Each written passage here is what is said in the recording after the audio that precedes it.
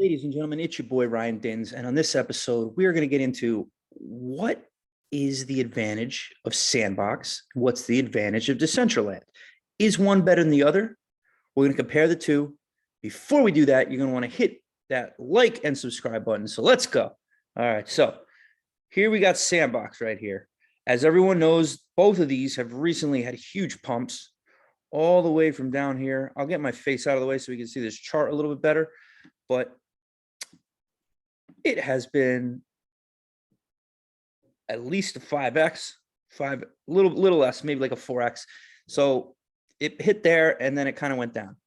So we're going to look at Decentraland. Boom, look, same thing, only if you notice, Decentraland, it actually went up, it went down more. It lost 50%, whereas Sandbox did not lose 50% from its all-time high. It only lost maybe 30%. So that's one factor right there. And we're going to look at coin market cap. So Sandbox is ranked the 71st ranked crypto that there is. And Decentraland is ranked 41st. There also is another big advantage of Decentraland is it is on Binance, Coinbase, Huobi, KuCoin. It's everywhere. Anywhere you could possibly want to buy Decentraland, you can. Like, look at this. This is insane. I didn't even know there was 100 exchanges. Look at this. So many places you could buy it. So we got the Sandbox though. They got the big dogs, but they don't got Coinbase. It still has 100 exchanges, but doesn't have Coinbase. And Coinbase is where your average, I don't know anything about crypto, people buy these coins. So, you know, that's a huge advantage there for Decentraland. Now we're going to look into the games themselves.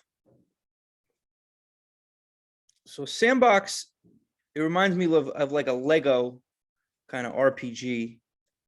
It's got some big partnerships here.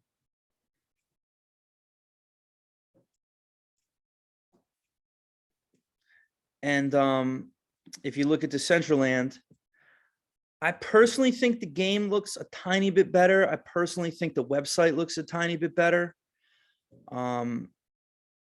Not to say I don't like Sandbox, but I'm going to have to give the win to Decentraland here.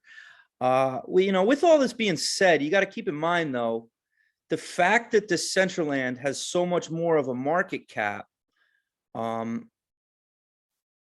the total market cap on Sandbox is 2.27 billion. And in Decentraland, it's double that. And it just seems that there's more of a little bit of a chance for Sandbox to grow, to have like another 5x gain, whereas Decentraland, it might be hard to have like a crazy 5x gain, being that its market cap so much higher. However, the separation of Decentraland, you know, if it could get back to that all-time high there just by 100% gain. Sandbox, if it's 100% gain, is going to be at way higher. So I don't know, like it's a tough call. I would say buy both of these. If you're interested in buying one, buy the other, because they could perform differently. But Sandbox just has a little bit more room to grow. And Decentraland seems like the safer bet, if that makes sense. So either of these would be a good buy, in my opinion.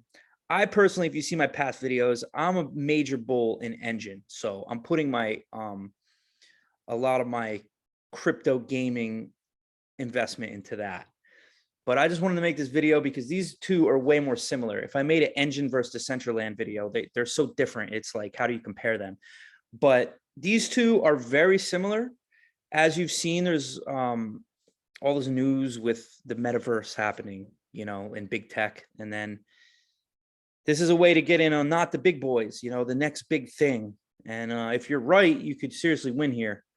But this is not investment advice. Do your own research, because we don't know what's going to happen here. Very risky. Yeah, if we stay in a bull market, these are the ones that are going to blow up, in my opinion. So that's all I got to say for that. You know, so just kind of what I would do if I was going to really invest a lot of money into only one of these. Like I said, I would do both. But what I would do if I was going to only invest in one is I would really understand what these metaverses are and what you think they're going to do.